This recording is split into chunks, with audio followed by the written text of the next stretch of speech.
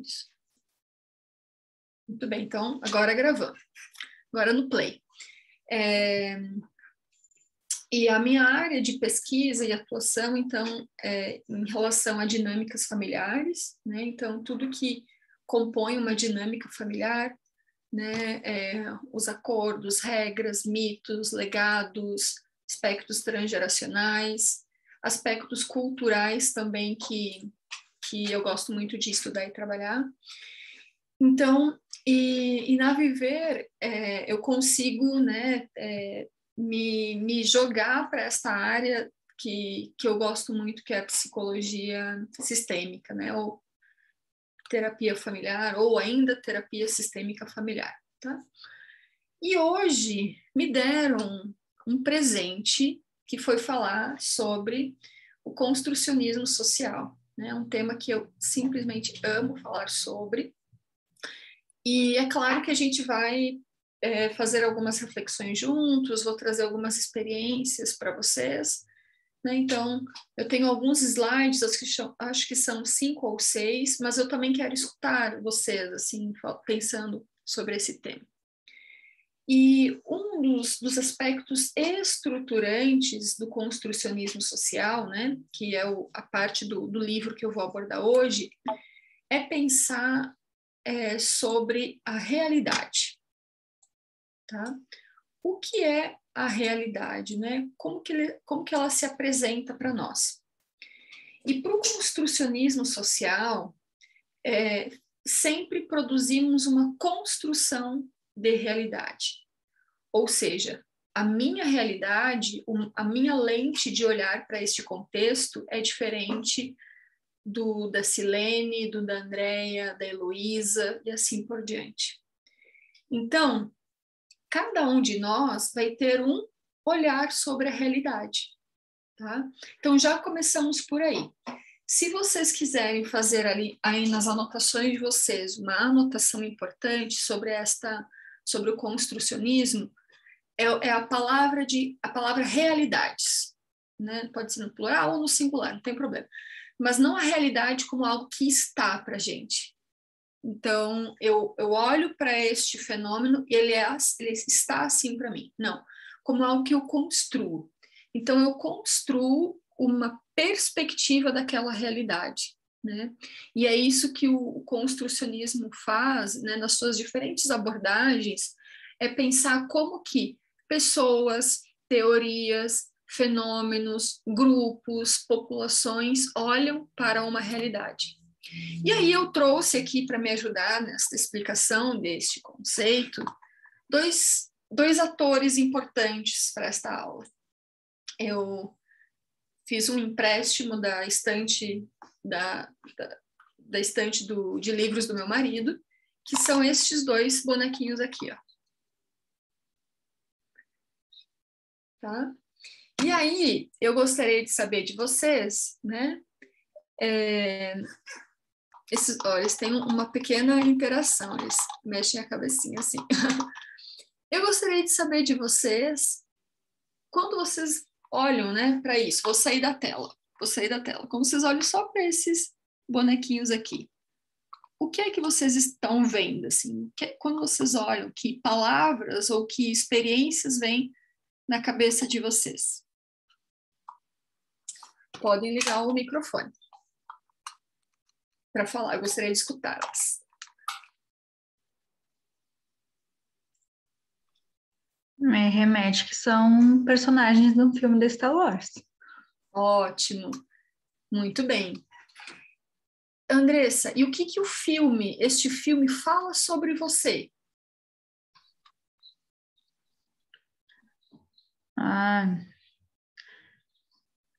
Fala sobre os meus gostos, sobre... Deixa eu pensar. De repente, que eu tenho a oportunidade de ir ao cinema, de ter acesso a filmes, a cultura, né? De certa forma. Muito bem, ótimo. Não é uma crítica, tá? É uma pergunta mesmo. Alguém não assistiu a Star Wars, algum dos filmes da saga? Oi, eu também Tá, não. legal. Eu também não. Aham, Eu também ótimo, não. Jennifer. E Silene. Eu fui assistir tardiamente, tá? Eu fui assistir há poucos anos atrás. Eu sabia o que era toda, né, todos os filmes, né, o enredo, mas nunca tinha assistido. Então, e quando vocês olham para estes bonecos, o que que vocês pensam? Quando eu olhei, porque eu não faço nem ideia de que filme que é esse, prof. Eu não, acho Tá, que eu nunca nem ouvi perfeito. falar dele. Quando Aham, eu vi os bonequinhos, eu pensei assim numa viagem para o espaço. tá, legal. Uhum, E ótimo. aí, e aí eu imaginei esse de branquinho aí, ele estando, tipo, indo para a Lua no espaço, né? Indo para a Lua. E o outro de vermelhinho, eu imaginei que ele era alguém que ficava na Terra se comunicando, tipo, fazendo essa ligação, entendeu? Foi isso Uhum, que me passou na cabeça. Até me lembrou do Chaves, para ter uma aham. ideia. Ótimo, que legal. Este daqui, né, Si? Isso, aham. Aham, ótimo. Eu até vou assistir esse filme aí, vou dar uma olhadinha. Muito bem, muito bem. Que mais, gente? Gostaria de escutar os demais colegas. Eu não assisti o filme, mas quando você falou, eu me linkei no filme. Aí me lembra essa situação de dois personagens de um filme. Tá, Aí as ótimo. diversas situações podem ser criadas, né, por cada um. Uhum, muito bem, muito bem. Que mais, gente? Também lembra do futuro, né? É um Uhum, que fala de guerra espacial, assim, remete a coisas que vão acontecer lá em 3020, sabe? Um ano meio doido assim. uhum. Remete a isso, ao futuro. Ah, que legal, gostei. Só que não apareceu para mim quem que tá falando, não apareceu o circulando assim. Quem que falou agora? Ana Cristina. Ana. Ah, aqui eu acho que é o Cezinho, né? Que tem. Tá, muito bem.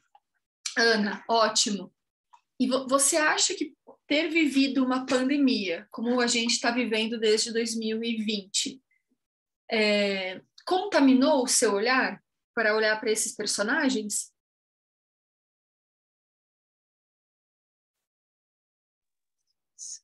Você falando de certo modo, sim, porque os Talbor, né, eles são sobreviventes, né, de uma Uhum, guerra, sei lá, a Terra se acabou uhum. e eles estão em outro planeta, né? Pode remeter, sim, após pandemia, né? Nós somos sobreviventes. Ótimo.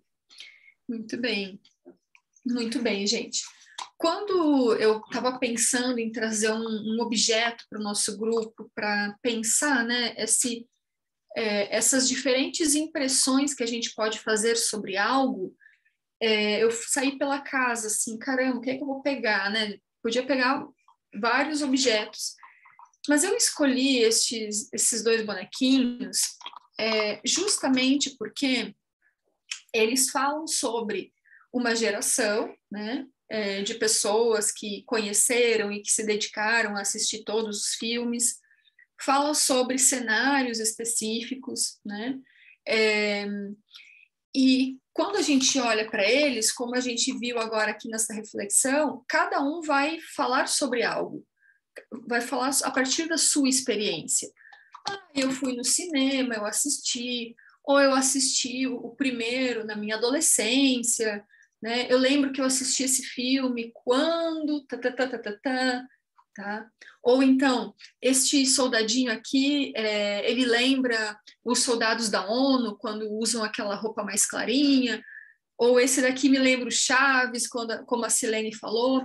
Ou seja, a gente vai colocando múltiplas impressões a partir das experiências prévias que a gente já teve, né? Então, é óbvio que eu não vou dar spoilers, mas esses dois personagens, eles são personagens antagônicos também na história. Eles falam de dois lugares bem diferentes nesta história, né?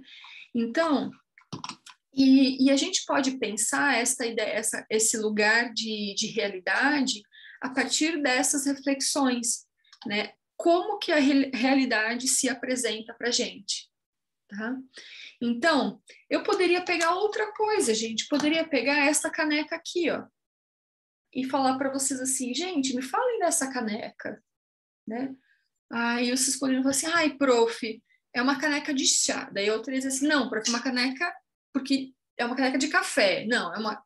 Quando eu olho a sua caneca, eu penso num café com a minha amiga. E assim por diante. Ou seja, a leitura dos fenômenos, objetos, relações, sempre vai ser algo construído a partir da nossa realidade, né?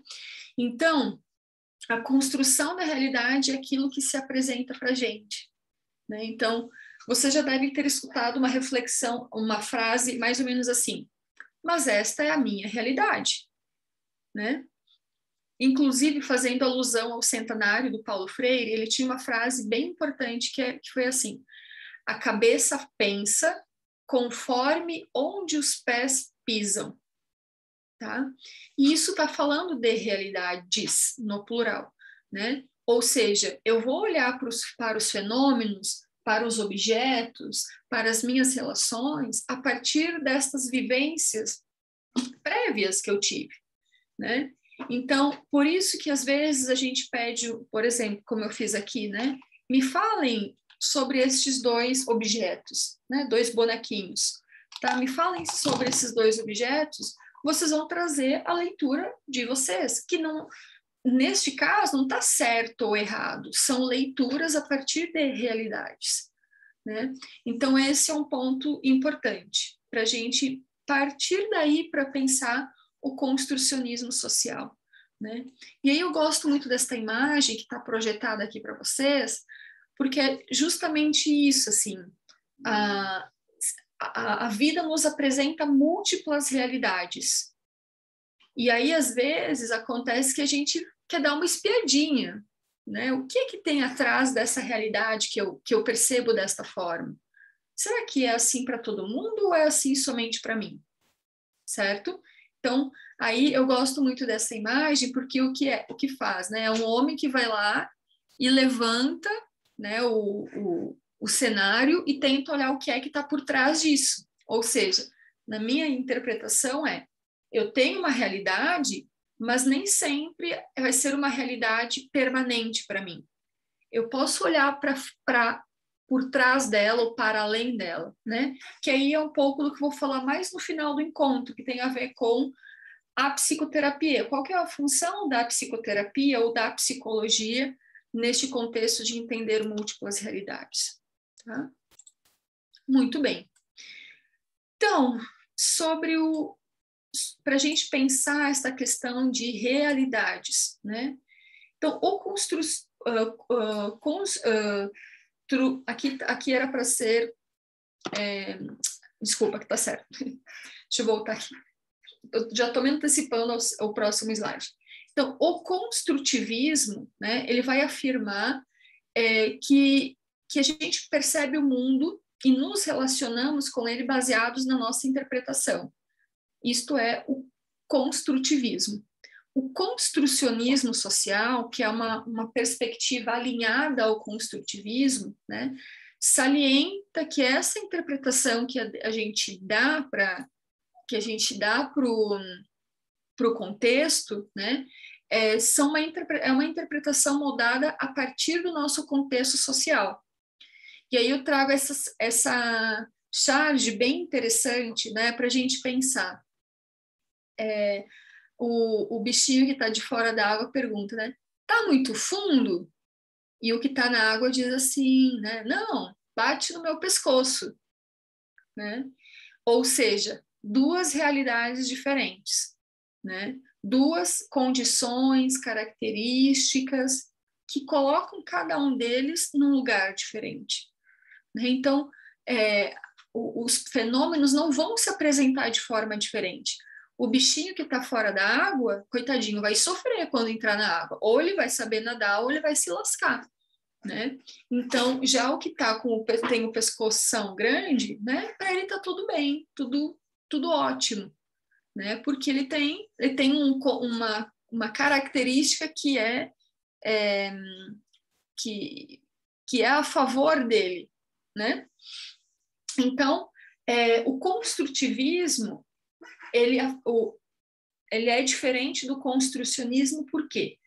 No construtivismo, a gente parte de um entendimento de que a gente olha o mundo e a gente se relaciona com esse mundo baseado na nossa interpretação, ou seja, na minha lente de análise. O construcionismo social, ele vai reiterar de que essa interpretação que a gente dá é moldada no contexto. Ela não é algo inato. Eu nasci com este jeito de pensar. Eu nasci com este olhar sobre os fenômenos, tá? Não. Para o construcionismo social, esta interpretação de realidade é moldada diante do lugar em que a gente está inserido, tá? Então, o que a gente tem aqui seguindo essa... Ou melhor, deixa eu perguntar para vocês. Tudo bem até aqui, gente? Deu para entender as duas ideias, né? Porque, como as próprias palavras são parecidas, o construtivismo e o construcionismo às vezes se confunde, né? Mas o construtivismo fala sobre a interpretação, né? A gente vai olhar o mundo a partir da interpretação que a gente dá para ele. E o construcionismo social vem e diz assim, ok, concordo, mas, tá? Essa interpretação não é algo inato, é algo que eu vou produzir a partir dessa relação com o contexto, tá? E aqui, gente, a gente pode colocar tudo enquanto uma construção social, tá? Então, por exemplo, qual é uma das construções sociais que se tem sobre o psicólogo? Uma construção social sobre o psicólogo é de que psicólogo é para louco, certo? Ou que vai no psicólogo quem tem um problema, tá? Estas são construções sociais da psicologia ou do psicólogo. O meu olhar sobre os fenômenos sociais, sobre os fenômenos dentro da família, também são construções sociais, né? O terapeuta tem uma vida para além do consultório, para além daquele lugar. Então, o construcionismo social, ele foca na interpretação da experiência como uma mediadora do comportamento. E aí eles vão dar ênfase a essa interpretação social e a influência intersubjetiva da linguagem e da cultura. Então, eu não vou sair deste encontro do nosso grupo da mesma forma como eu entrei. Por quê? Eu precisei pesquisar, ver o que eu uso a trazer de bonecos, eu precisei escutar vocês me falando o que vocês pensavam sobre. Agora, a partir de agora, quando eu olhar para este bonequinho aqui, eu vou lembrar do Chaves, né? E assim por diante. Ou seja, no encontro com o outro, a gente produz uma relação intersubjetiva. Eu produzo algo. Depois que vocês saírem aqui desta aula, vocês vão ir curtir o sábado de vocês, vão encontrar pessoas, vão assistir um filme, vão brincar com os filhos, interagir com a família. Ou seja, tudo isso é um encontro intersubjetivo. Então, a nossa interpretação sobre os fenômenos se dá neste encontro, ou seja, na relação que eu estabeleço com pessoas e com o mundo, e na cultura. Tá? Então, por exemplo, a cultura aqui, não só a cultura internacional, né, de um país para o outro, mas as múltiplas culturas. Então, por exemplo, as religiões e a espiritualidade é um fator decisivo na forma como as pessoas constroem seu olhar sobre a realidade. Ou seja, a espiritualidade e a religião fazem com que as pessoas olhem para os fenômenos de formas diferentes, certo?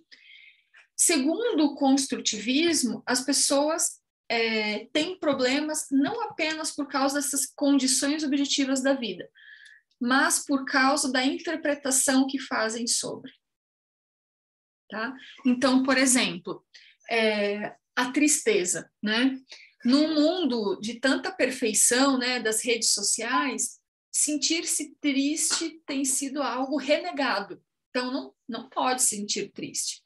E uma construção social da tristeza é aliar toda a tristeza a uma depressão, a um transtorno, quando não é.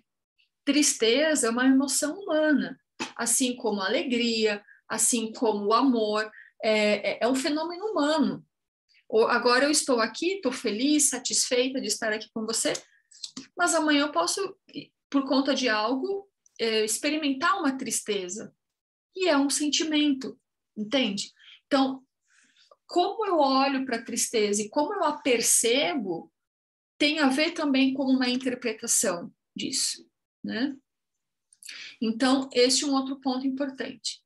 E aonde que surge a psicoterapia nesta leitura, né, do construcionismo, né? Desculpa, do construtivismo. O construtivismo, ele foi se aproximando, né, se alinhando à psicoterapia na terapia do construto social de George Kelly, tá? E aí ele vai, o que o Kelly traz? Ele fala que a gente passa a compreender o mundo criando o nosso próprio construto do ambiente.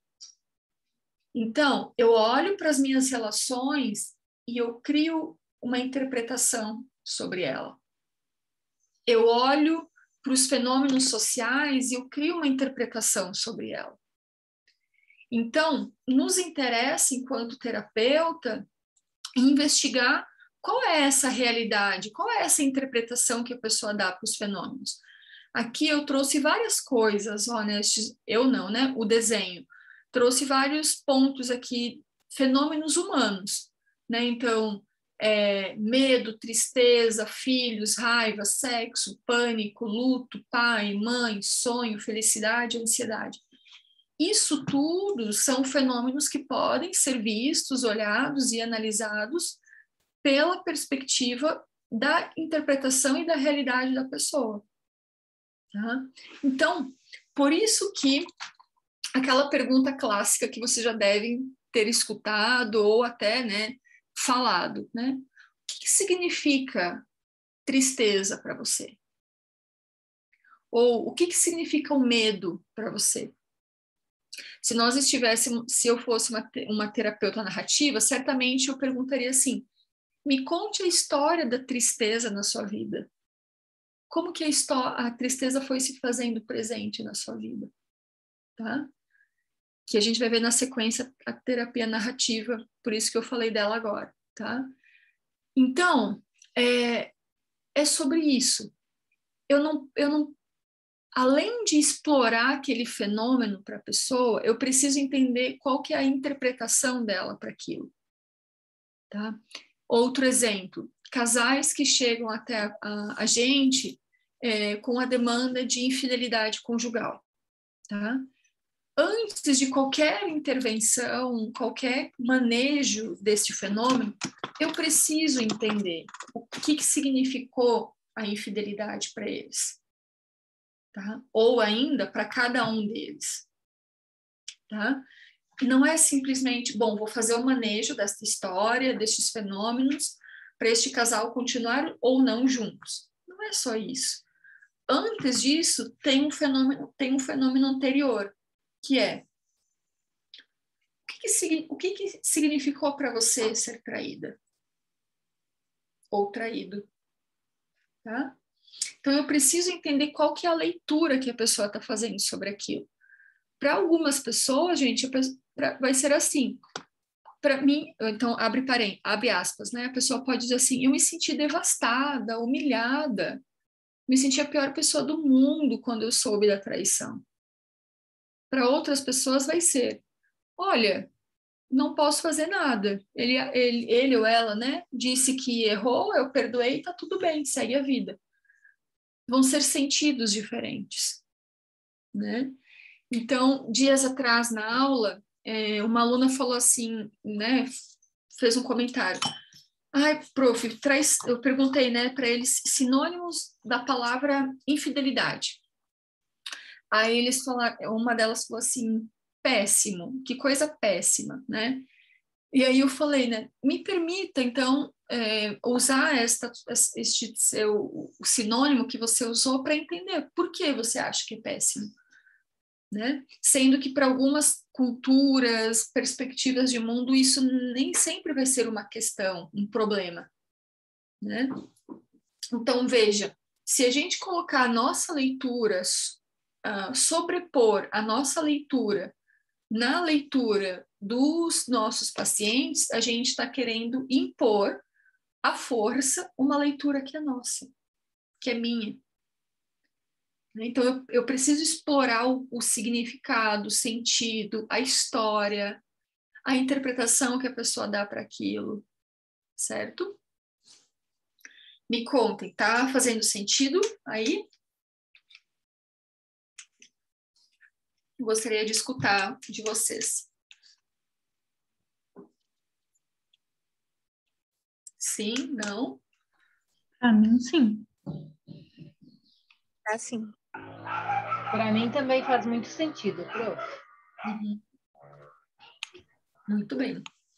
Então, a sistêmica, né? Bom, aonde que essas coisas estão conectadas dentro da sistêmica, né? A sistêmica se aproxima desta leitura do contexto. Como que a gente faz dessa leitura? Então, para a sistêmica, as coisas não são, as coisas estão. Então, me interessa, né? Poxa, significa que se hoje eu tenho uma interpretação deste fenômeno, amanhã eu posso mudar. Então, se hoje eu tenho uma leitura de algo, semana que vem eu vou ter conversado com a minha amiga, vou ter assistido um filme, vou ter lido um livro, e esta interpretação pode se modificar. Então, a sistêmica se aproxima do construtivismo quando ela entende que a interpretação sobre os fenômenos ele é maleável, ele se modifica com o tempo. Não é o mesmo para sempre, né?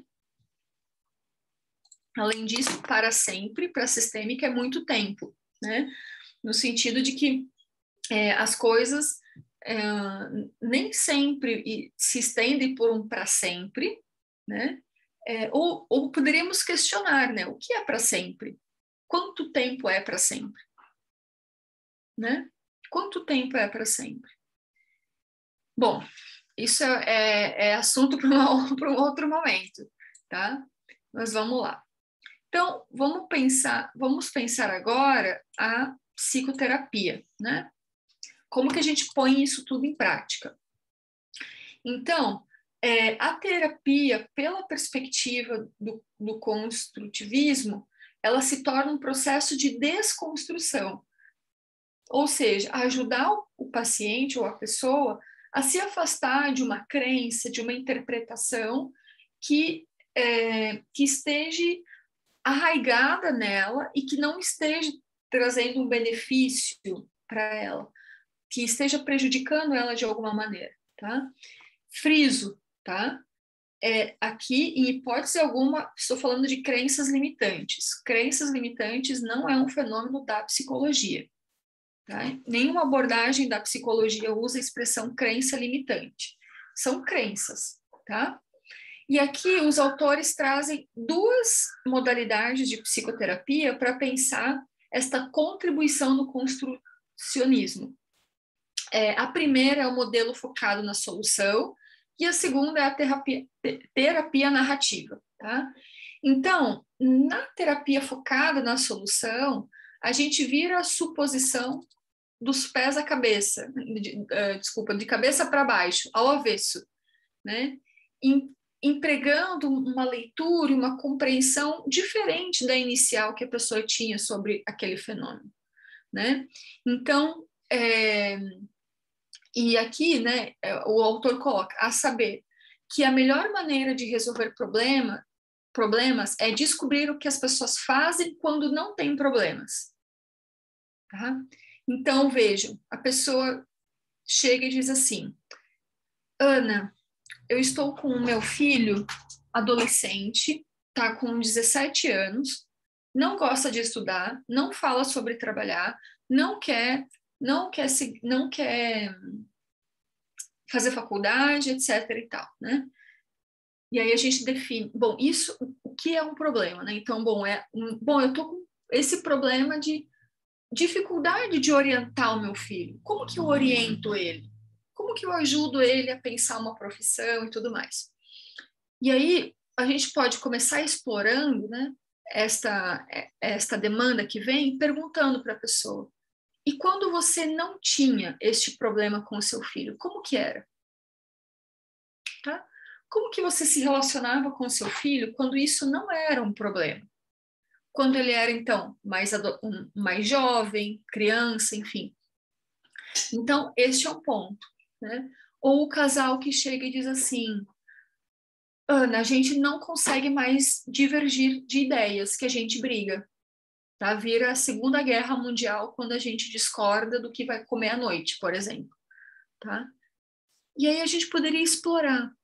E como foi quando vocês não tinham este tipo de problema? Né? Como que era quando vocês não tinham que lidar com este problema de brigar por divergir de opiniões? Entende? Então, eu quero explorar para além da demanda, eu quero entender como que era antes, que estratégias que eram adotadas antes, em que momento que isso começou a se tornar um, entre aspas, problema, tá? Então, aqui, obviamente, estou trazendo uma super pincelada do que é o modelo focado na solução, tá? E aí, a minha queridinha, a terapia narrativa, né? A gente pensa, eu não tenho formação em terapia narrativa, mas eu tive um incrível professor, um terapeuta narrativo, e é um jeito, e eu sigo me encantando, né, com esta forma de olhar para os processos, né? Então, muito inspirada neste incrível professor que eu tive. E aí, o que ele né, que essa perspectiva traz, né? Para a terapia narrativa, a gente cria uma mudança na experiência do cliente. Então, ou seja, como se fosse uma releitura daquilo que não é mais possível de ser mudado quando algo já aconteceu, né? Então, uma técnica bem importante dentro da terapia narrativa é a externalização, que é quando você busca uma reconstituição ou uma reconstrução do fato, daquele fenômeno que hoje está gerando uma angústia, uma tristeza, gerou um trauma e que gera sofrimento, né? Então, a externalização por meio do falar, por meio da fala, mediada por uma escuta que é profissional, né? Que é a nossa. E aqui o autor traz um exemplo, né? Ele diz assim: embora os pais de um menino que deixa sempre para depois o tema de casa possam defini-lo como preguiçoso ou procrastinador, um terapeuta narrativo falaria, em vez disso, sobre os momentos em que a procrastinação o vence e os momentos em que ela fala, em que ela não leva a melhor. Ou seja, aqui eu estou usando um recurso metafórico, né? Então, eu não vou falar assim, eu não vou atribuir uma qualidade ao menino de procrastinador. Tá? Eu vou olhar o fenômeno, a procrastinação. E aí eu vou explorar esse fenômeno questionando: em que momentos a procrastinação vence? Tá? Ou em que momentos o menino vence? Outro exemplo, né, a questão da birra, né, da birra da criança, né? Então, às vezes, a criança vai lá, pega a caixa de brinquedos, joga tudo no chão, bagunça, mexe tudo, e na hora de guardar, quem diz que guarda, né?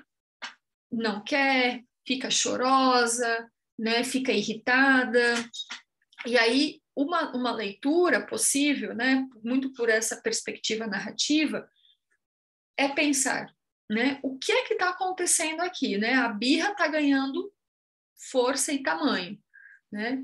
Então, inclusive, a gente pode pensar isso como a criança e falar para ela, né? Algo do tipo, o que é que está acontecendo que a dona Birra está vencendo essa disputa? E que a dona Birra está fazendo você não guardar esses brinquedos, né? Então, e aí, claro, você usa até de uma forma lúdica, né? Vamos vencer a dona Birra, vamos vencer a dona Birra. Então, eu não coloco esse rótulo na criança, eu olho para o fenômeno, e eu olho para essa relação do sujeito com o fenômeno. Tá? Muito bem. Trouxe essa imagem aqui, que eu gosto muito dela, é uma imagem para pensar a questão da identidade ou da singularidade, que todos nós temos, né? Uma marquinha que nos torna únicos, singulares, especiais, né? Então, tanto os terapeutas focados na solução quanto os narrativos assumem um papel mais ativo de ajudar os pacientes a questionar estas impressões ou estas construções. Opa, desculpa um barulhinho aqui. Não era para ir no fim. Voltou.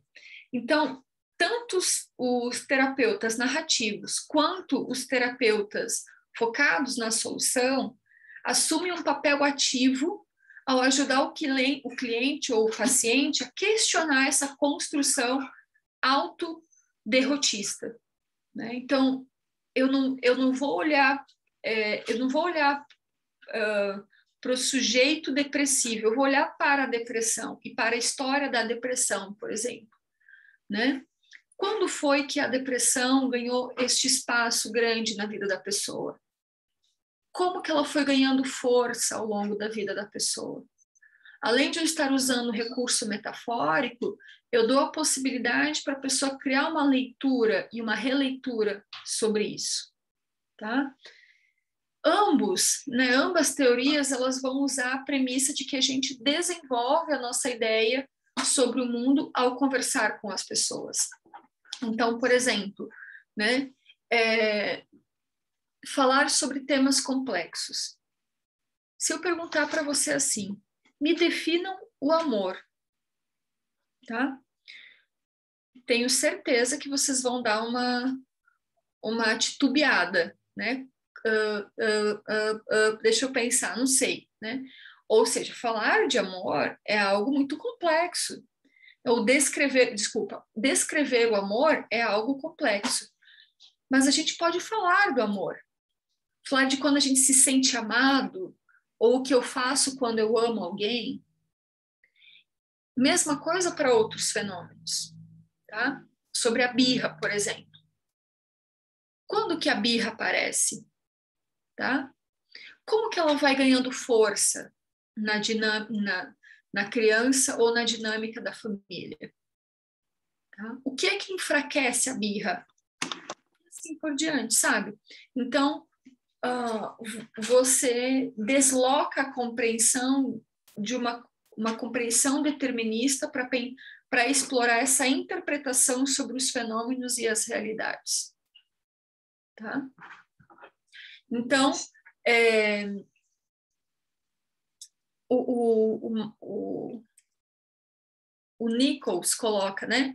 Se algumas dessas ideias nos atolam em nossos problemas, perspectivas novas e mais produtivas, se algumas dessas ideias nos atolam em nossos problemas, perspectivas novas e mais produtivas podem evoluir de forma útil dentro de um berço de uma reconstrução narrativa, tá?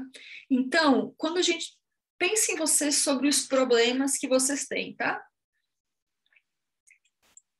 E vou confessar uma coisa para vocês que ninguém fala. Todo mundo tem problema, tá?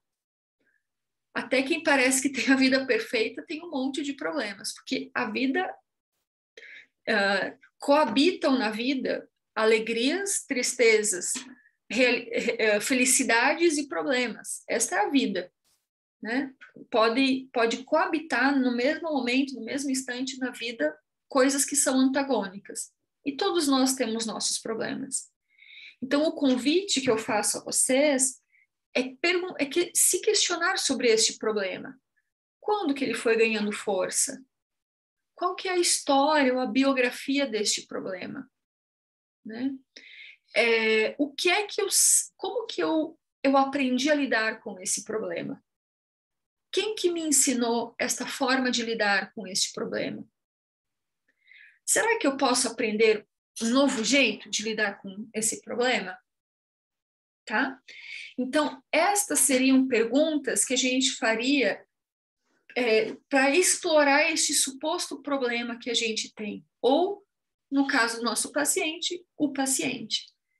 E aí, sempre que eu for explorando isso, eu estou trazendo uma realidade, um jeito de olhar aquilo, que é o que o construcionismo nos convida a fazer. É olhar para aquele fenômeno, é pensar algo sobre ele, sobre aquela realidade. Tá? Muito bem. Então, indo para o final, né, gostaria de deixar essa frase linda, que eu tomei novo conhecimento por ela, né, do Michael Nichols, que ele diz assim: se os problemas são histórias que as pessoas aprenderam a contar sobre si mesmas, desconstruir essas histórias pode ser uma maneira efetiva de ajudar as pessoas a aprenderem a manejar seus problemas. Olha que legal, olha que bonito, gente, para um sábado, né? Para a gente ficar pensando sobre isso, né? Ou seja, um problema talvez seja uma história que a gente está contando sobre aquele problema.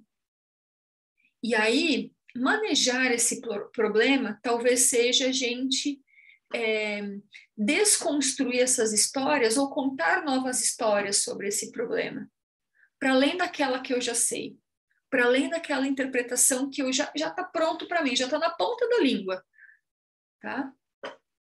Que outra história eu posso contar sobre isso?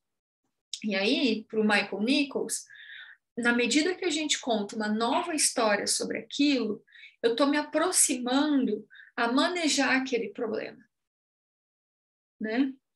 Então, esta é uma sacada muito legal sobre o jeito como a gente conta e fala sobre os nossos problemas.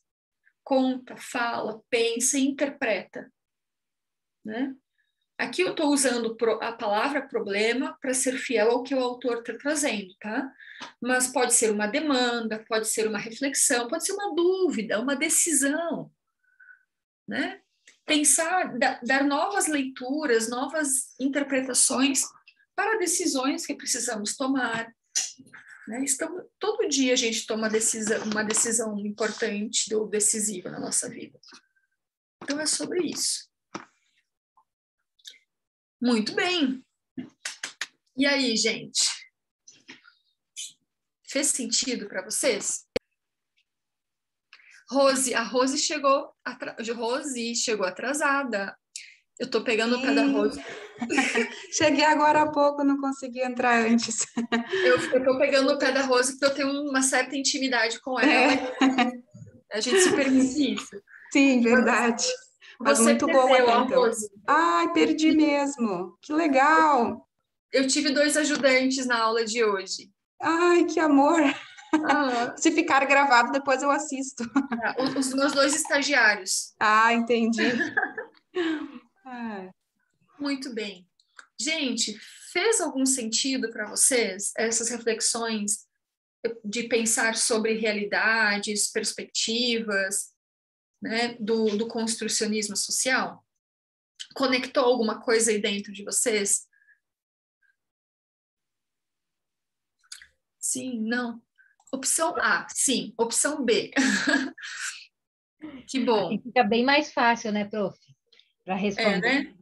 Então, eu acho assim que faz muito sentido e eu assistindo aqui a aula, eu fui viajando assim, né, nos pensamentos, como muitas vezes, por exemplo, a gente pode entrar numa discussão, né, numa conversa, uma compreensão diferente de algum fato ou algo, né, justamente por essa construção que a gente tem, que a gente traz já da nossa história e que a gente tem um olhar, a outra pessoa tem um outro olhar, né, e ter pelo menos para mim, né, essa aula assim, ela vem trazendo assim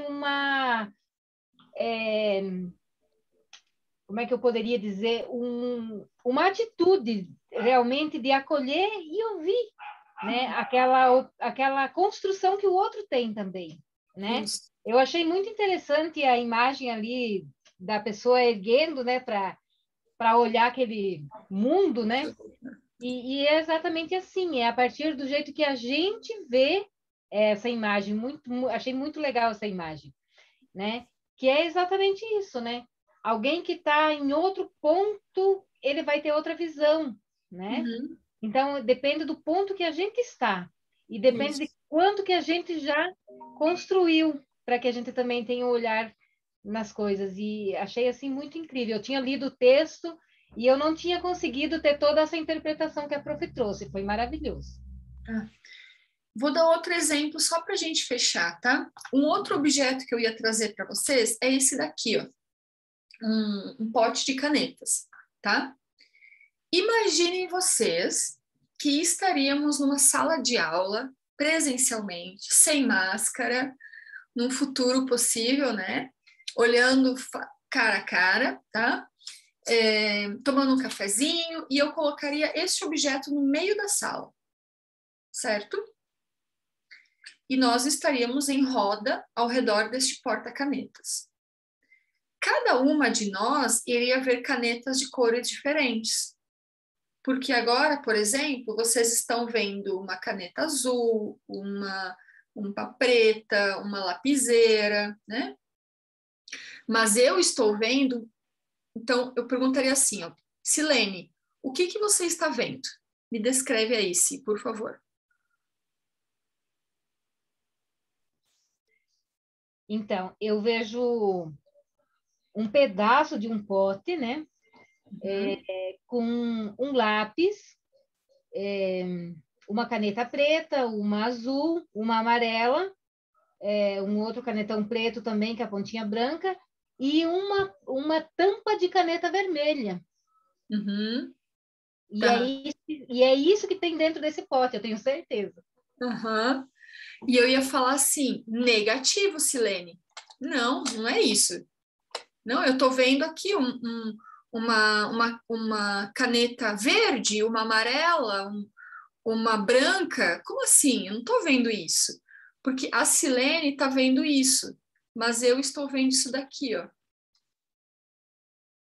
Tá? Então, isso também fala dessa construção de realidade. Entende? Então, essa construção de realidade nos coloca potencialmente num problemão, né? Como assim? Você já deve ter visto aquela imagem, né? Um 6 ou um 9 no chão, assim, aí uma pessoa de um lado dizendo que é 6 e outra pessoa do outro dizendo que é 9. Isso é lugar de observação de algo. Ambos estão certos. Ambos estão vendo este número que eles dizem ver, né? Então, a realidade, o que a gente olha e produz sobre a realidade é justamente isso, né? É justamente isso, assim. E é isso que nós precisamos prestar atenção nas nossas relações pessoais, nas nossas relações profissionais, com os nossos pacientes, tá? Certo? Muito bem, meus queridos. Então, partiu sábado. Já estudaram, ó, estão assim de parabéns, tá? Já estudaram, né? Já fizeram uma reflexão, já podem ir para o sábado com uma reflexão, né, sobre produção de realidade. Poderíamos pensar, mas afinal, o que é um sábado Para mim vai ser de lazer agora o restante, mas para alguém vai ser de trabalho, para alguém vai ser de estudo, não é mesmo? Para alguém vai ser de brincar com os filhos, eu vou brincar com os meus gatos, e assim por diante, né? É também uma construção de realidade, o sábado. Então, meus queridos, ó, um beijo, que vocês tenham um excelente sábado, tá? Cuidem-se, e em breve a gente se vê de novo no grupo de estudos, tá bom?